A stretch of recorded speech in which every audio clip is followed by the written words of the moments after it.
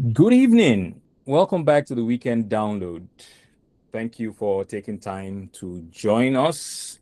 Every weekend, I will share knowledge that I think could be useful to you or to someone else. It's also an opportunity to discuss and learn from one another in real time after we go through whatever it is that I'm sharing to start with. And for the last 2 weeks, we've been talking about energy. Today, we'll be switching lanes completely and we're going into farming. Specifically, I will talk about running a farm when you don't live on it. Because a lot of us in the city have the same dream.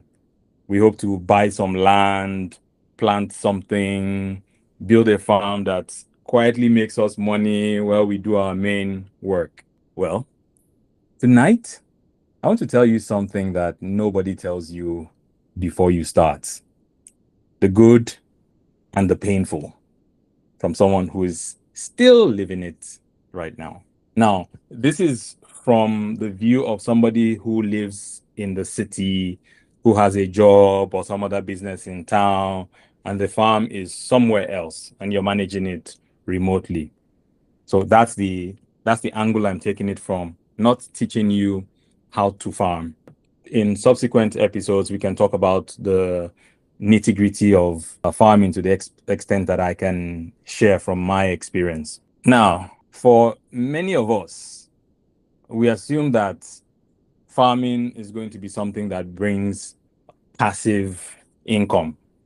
You think, oh, you have land, you have a manager, and then while you're sleeping, you're making money. The truth, however, is that farming is one of the least passive things that you can do. Whether you're underground farming or you just own it, it is not a passive thing. It's a living, breathing system. There are things like the weather, pests, diseases, market fluctuations, and human beings. Any single one of these things can completely wipe out an entire farming season. So having land is not the same thing as having a farm. Land is really the cheapest, easiest part. But the things you do season after season is the farming part of things.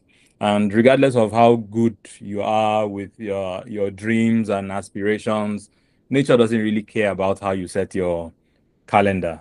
The rains can choose to come late, a disease can come, prices in the market can crash.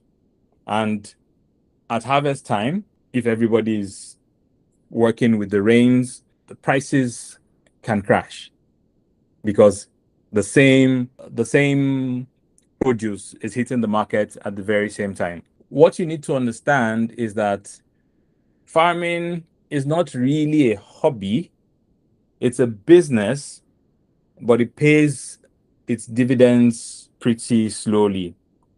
And for those who expect it to be like a fixed deposit where you put in a certain amount and you get returns of a certain amount on schedule, are the people who end up losing money. In my own case, I entered farming after taking a short break from high risk forex trading. So you can imagine that I was completely deaf to anything that sounded like start small. What do you mean start small? Really, how many million can I make from farming 2 plots of land? I beg, I beg, I beg. So I did not start small. One thing, if you take one thing from tonight's session, it should be the fact that farming is not passive income. It's a business, and if you're staying in the city, it's just a business that you happen to run from a distance. And as with every normal business, there are problems. Now, distance only makes those problems harder, not easier. So, if you're going into farming, go in with clear eyes that this is the reality, and then you'll be able to make far better decisions than someone who didn't have an understanding that this is the reality of farming, especially farming from a distance. Now, the real job in the case of you, if you're a city dweller who wants to do farming remotely, the real job is people. You need to manage people.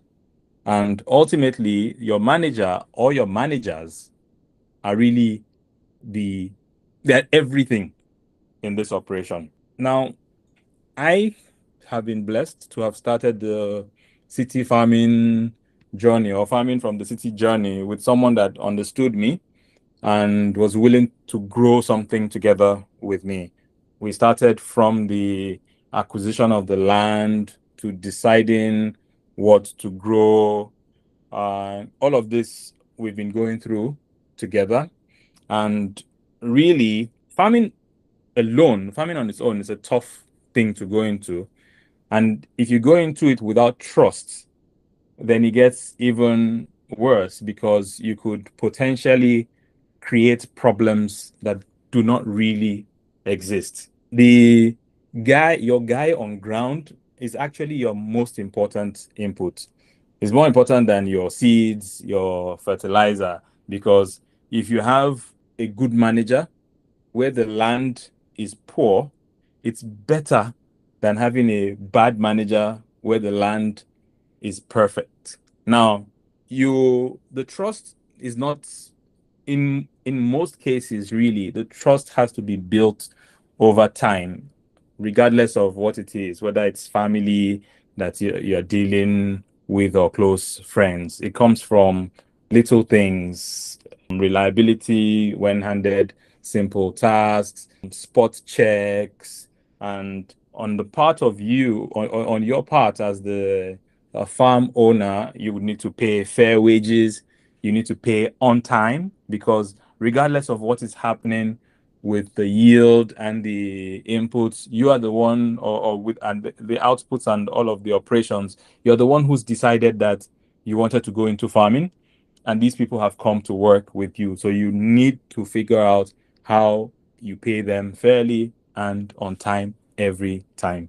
Now, to secure your investments, really, you need to be able to verify without being there, whether it's from photos, periodic reports, weekly reports that you actually review so that you can ask the right questions early. People that are able to even check and compare what you've heard from the managers on ground with what they see there. And yeah, every now and then.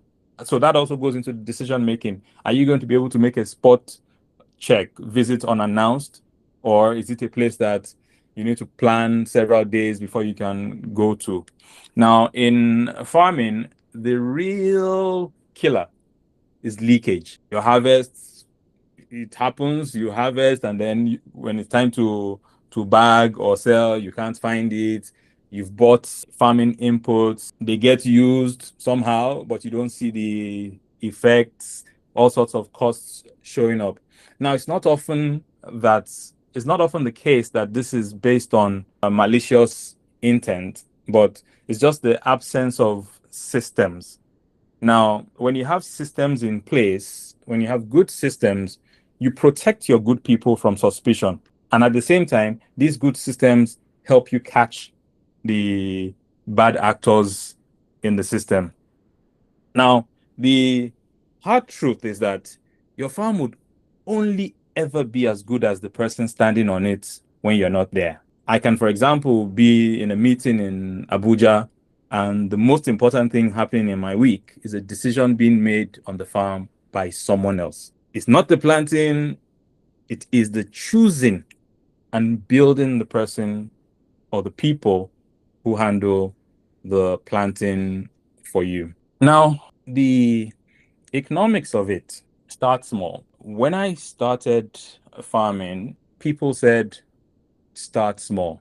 I didn't really understand what they meant by start small. Small means you should start way smaller than your ambition. Start with one plot of land, start with one specific crop, start with one full cycle.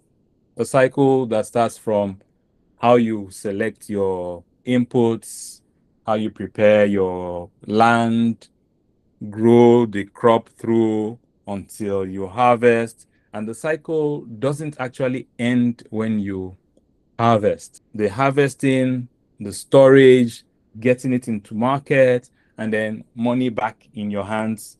That is when you have completed a full cycle. You should learn the whole loop before you start to scale. Now, if you run a farm that is small and you run it very well, it will teach you way more than you trying to run a large farm when you haven't learned properly. So you scale your systems as well, not just the size of the operation, but the different systems that you use. It's only when the systems have become mature that you should start to grow the size of your farming operation. I started because I looked at the numbers and saw, okay, if I put 100 naira into this, I will get, according to the estimations given by the experts, I would get, let's just pick a random number. Say I would get 107 naira. Now, I look at my lifestyle and I think 7 naira. What's 7 naira going to do for me in this life? Okay, instead of starting with 100, I'll start with 1,000 so that instead of 7, I'm looking at 70. Now, that's the mistake we make when we're coming from a mindset of we're putting investments into fixed deposits or we're putting it into whatever it is that promises X% return on investment. With farming, you don't do it that way. You start looking to learn and you have the mindset really that at that beginning, maybe best case is you break even. But you take it in your stride, knowing that the first couple of seasons that you would do is the school fees that you are paying for learning how to do this, learning how the land behaves, learning how the people behave, learning how the crops it is that you're farming behave, how the market behaves around these crops, what are the opportunities to optimize and increase your profitability. That's what the first couple of seasons are. So really, if you're in the city, you're dreaming of farming, you might be wondering, this dude is farming right now and he's telling us that this is hard, don't do it. No, I'm not saying don't do it. I'm saying that if you're in the city and you're dreaming of farming, it's very good. Do it. It's actually one of the most grounding, worthwhile things you can do. And maybe it has even helped me to trust God more than I did before. But you must go in with clear eyes. It's a real business that you're running at a distance, and it really, its survival is based on the people you trust and the systems that you build around those people. So yes, please start small, expect to pay school fees, and fall in love with the whole operation, not just the harvest side of it. And as I've said, start small, really. I didn't, this is a real picture. This is an actual picture from our farm. This was our first maize harvest. At this point, harvesting and threshing. Threshing was done on the farm, and this is a group of the workers and our takings for the day or for that season going off to a storage in the village closer to where people do. We have enough stories to tell about that in a future edition. Now, as we've done in previous sessions, I would open, there is a Q&A in the Google Meet where you could drop a question there. I will take the questions in the Q&A first, and if we don't have any questions in the Q&A, I will take questions that I've heard people ask over time, and we'll see how we discuss from that point. So if we're to summarize this session, really, it's 5 things. Your farm is not passive income. It's an attempt to do business remote. You're a manager of managers, or maybe a manager of a single manager, because the people on the ground are everything. Trust, but verify. And that's why you should build systems. Sometimes it's not just about trusting blindly and trying to verify. It is actually because you are able to bring a superior or a varying, a divergent point of view from those who are on ground, and you might be able to add or contribute something to what they were seeing, different from what you are able to see from the perspective of the business owner. Then don't fall in love just with the yield. Timing and processing are the places where the money hides. You can have a really great yield, beautiful products, lovable, and all of that.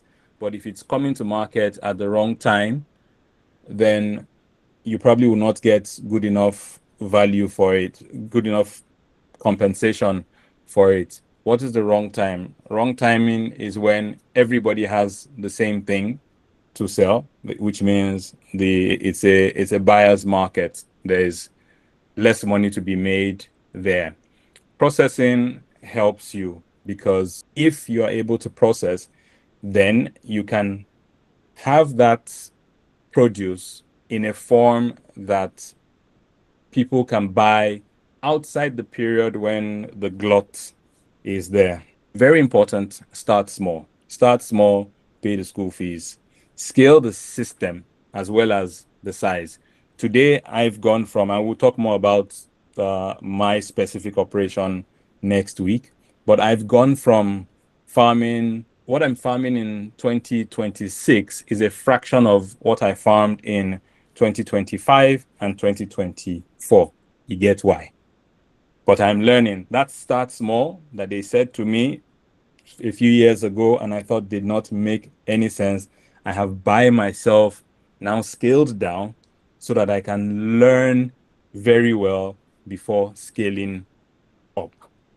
So next week we'll talk about how to how to actually start a farm without making expensive mistakes. And if you found this useful and you think next week's will be useful as well, please send the meeting link to that one friend who keeps saying they want to start a farm. And it will be the same link every week. And it's Sundays, 7 p.m. West African time. We'll move into the Q&A now. I shall just try to switch to the Google Meet and see if there's any question in the Q&A. Okay, I see a hand up. I'm going to try to join this from another device because somehow I don't know how to find the Q&A in this window. Did the hand go down or? Yes, the hand went down. I wanted to draw your Okay, I'll try attention go for to. it. I don't hear any audio from you though. Wow, can you Okay, hear me? I hear you now. I hear you now. Okay, yeah. I was trying to draw your attention to someone in the lobby, but I think you've admitted him now. Oh no, they shouldn't be in the lobby. It's also accept It's, actually. oh, okay. All right. Yeah. Thank you very much for that. Okay, so no questions in the live Q&A. I will share some questions that I've heard, and the natural also questions that I had. And starting out questions. So I have some money and I want to start a farm. What should I do first? Really, before you pick land, before the crop that you farm, you need to decide how involved do you actually want to be in the whole farm operation. Then you need to find your person. We've talked about maybe really it is someone that you can trust, someone that trusts you and you communicate well with. And then around that person, you start small, you build systems together. You build the systems that help the person manage the other people that they're managing and also help you manage the entire operation. Really, the first full season, know that it's going to be school fees. So you decide how much school fees do you want to pay to get the lessons. How do I choose what to farm? So you start from the market, you start from your distance to the market, not really about the crop that you find is sexy. What exactly sells reliably close to you? What can store well? What can process well so that you are not forced to sell at the glut pricing when the buyers are doing shakara in the market and saying, I can only pay you 1 naira for this. You take it or leave it. Now, and that influenced my initial planting, the crops I planted initially. I planted things that I knew I could sun dry and keep them and sell whenever it is that I could break even rather than sell at a loss because I was afraid that those things would spoil. But more on that next week. The decisions changed and looking now at profitability because again, that same thinking that I had that okay, easy to store is what a lot of people had in mind. Another starting out question is, do I really need to buy land or can I lease? Now, it's easy to lease when you're starting out to learn. It's a smarter option. It reduces the cost of your school fees. And if it looks like the location is wrong, the crop is wrong, you can walk away because whatever period it is that you've leased the land for is what you have.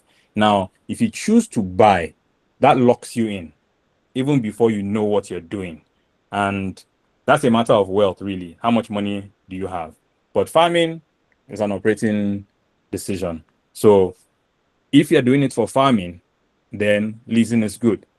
If you happen to find good deals, you find a really good deal on land, then if you want to start by buying the land, have it at the back of your mind that that land needs to be good enough to do other things if farming fails.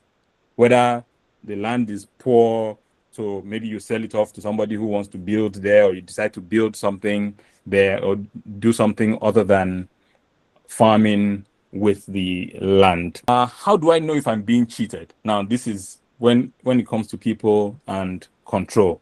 Well, usually it's through the numbers that you know if you're being cheated. But I warn people, a lot of the time you are spending a lot more. You might be spending a lot more than the crop or the yield that you expect is worth.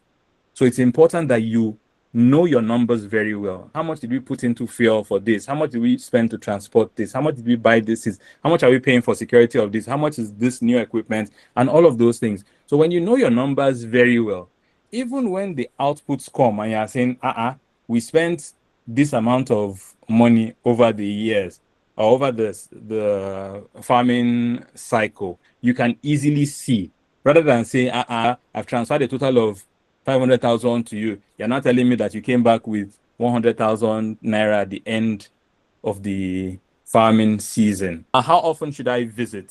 Well, at the start, you should visit a lot. But then as your systems mature, as you start to know what to expect, you can reduce the frequency of your visits. Now, your visiting is not only for inspection, it also helps you learn more about your own farm because you really need to learn about the business that you're doing, just like any business. Money questions. Now, everybody harvests at the same time and prices crash. What do I do? Well, it's a central economic problem of farming. And the answer is usually not a matter of grow more. It's a timing and transformation thing.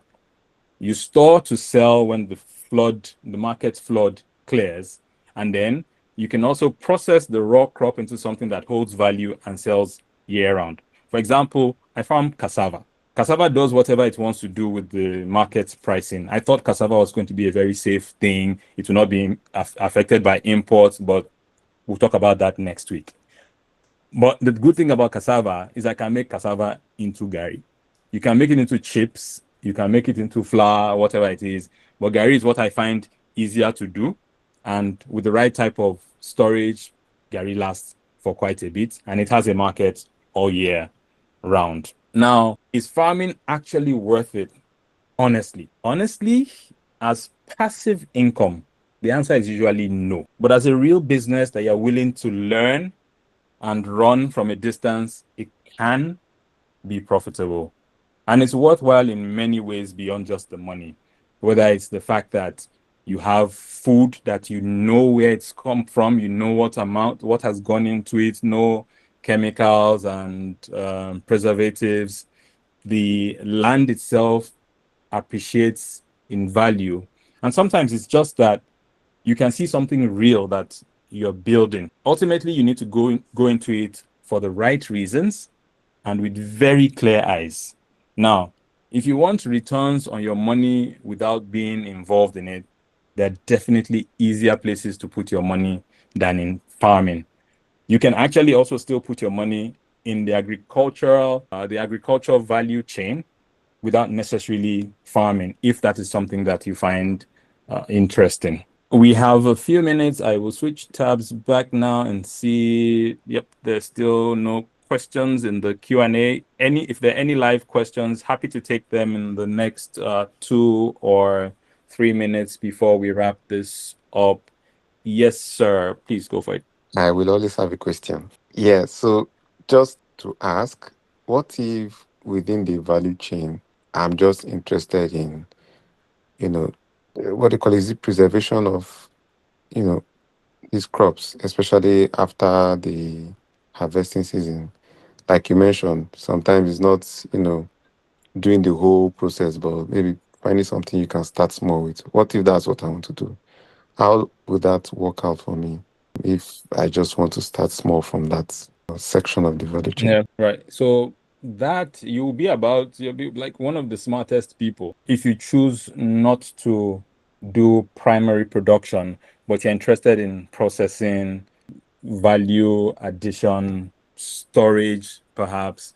Now, that is an area where the country and a lot of the continent even is lacking. That's why you have a lot of post-harvest loss. So how would you start? One is identifying, because if you're doing that now, you're processing, you're doing it because of a market. So what is it that you want to sell? Do you want to, for example, go to buy cassava, process it into gari, because you have a market, you have people who live in maybe within Nigeria or outside Nigeria that you want to sell to. It's a smart thing to do. The good thing about it also is that there's a defined period within which your money is at play. You're acquiring at the point where the farmers have it, you're processing it, and then you're getting it out to market. So identifying where's the good source of that particular produce that you want to work with. Where's a good source? Where's a good location that you can station your own operation such that you're reducing the logistics costs and things like that? You should always start with the market.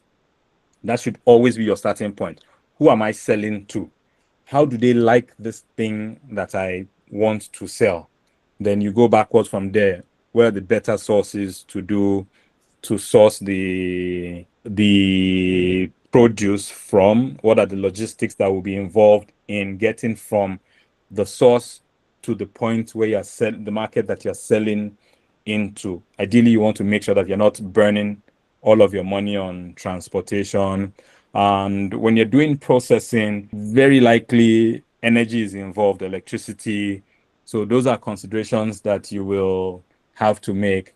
And depending on the scale at which you want to go, you may have touched on something that has a lot of opportunity, which is if you have enough money and the market is in enough need of that processing capacity, then you can serve yourself to sell to your own market, and you can make your infrastructure available to others to use, pay you, and then get to their own markets as well. And so decision making, citing where you cite the facility that you want to use for producing, whatever scale, I call it a facility, regardless of how big it is, whatever scale you want to run at, it should be in a location where there's more than enough supply of the raw material that you want to work on. I've seen people who've gone and set up rice mills in areas where there are only a few hundred hectares of rice there. Nobody is going to pay money to carry a trailer load of rice of the paddy rice from their production point to your mill just for you to work on it. And they need to carry another trailer load to carry it to a long distance trailer to carry it to where they're going to be selling it. They prefer a processing point that is closer to their farm. So siting is also another decision that you need to make once you've decided on the markets and the specific produce. It's we've got run past time now. I want to thank you all for joining this week. By the grace of God, we will be on again at 7 p.m. on Sunday. And it's going to be the same Google Meet link. So you can bookmark the link and add it to your calendar, recurring event for every Sunday, 7 p.m. West African time, and just click. Thank you very much. And for those who invited people, thank you so much. It's much appreciated. Please invite more people.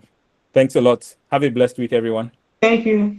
Thank you. Thank Thank you. Bye bye. All right. Bye. Bye. Bye.